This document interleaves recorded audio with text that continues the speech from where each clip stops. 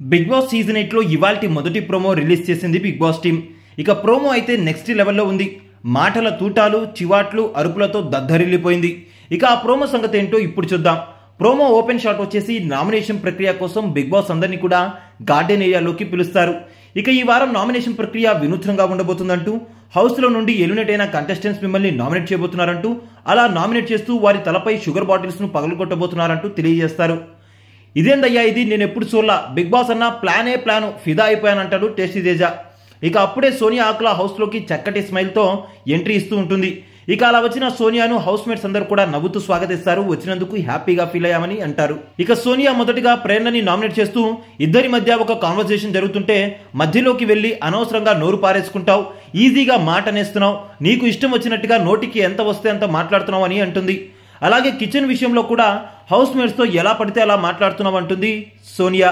ఇక దానికి ప్రేరణ డిఫెండ్ చేసుకుంటూ, గౌతమ్ కిచెన్ విషయంలో ఇర్రెస్పాన్సిబుల్గా ఉన్నాడు, అందుకని నేను అలా స్ట్రిక్ట్గా ఉండాల్సి వచ్చిందని అంటుంది.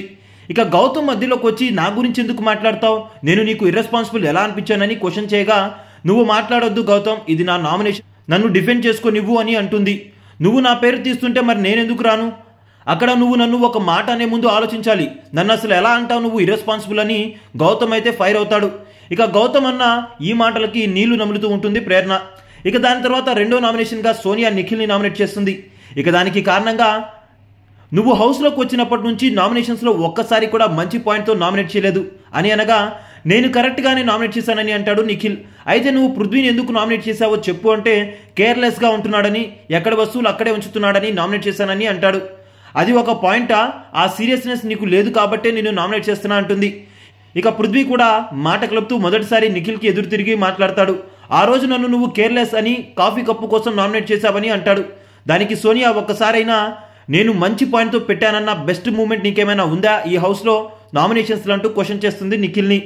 దాని తర్వాత యష్మి గురించి మాట్లాడుతూ, when she is having a feeling on you, నువ్వెందుకు చెప్పలేదు, నాకు అలా లేదు అని అంటుంది. దానికి Nikhil already I cut it అంటాడు.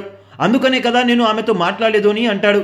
యూ డిడెంట్ కట్ ఇట్, నువ్వు నాతో ఆ మాట చెప్పి ఉంటే నేను నీ వెనకొచ్చేదాన్ని కాదు కదా, నువ్వు నాకు ఆ మాట చెప్పలేదు అంటుంది యష్మి. సీరియస్గా సోనియా వెళ్ళి ఆ షుగర్ బాటిల్ నిఖిల్ తలపై కొడుతూ గాడ్ బ్లెస్ యూ అంటుంది. నిఖిల్ కూడా విష్ యూ ద సేమ్ అంటాడు. సోనియాకి హౌస్లో ఉన్నప్పుడు నిఖిల్తో విడదీయరాని అటాచ్మెంట్ ఉండేది హౌస్లో. ఇక హౌస్లోకి మళ్ళీ లోపలికి వచ్చిన తర్వాత ఇలా చేయడంతో హౌస్ మేట్స్ అందరూ కూడా ఒక్కసారిగా, ఇది సోనియానేనా, నిఖిల్తో ఇలా చేస్తుంది ఏంటి అని షాక్ అవుతారు.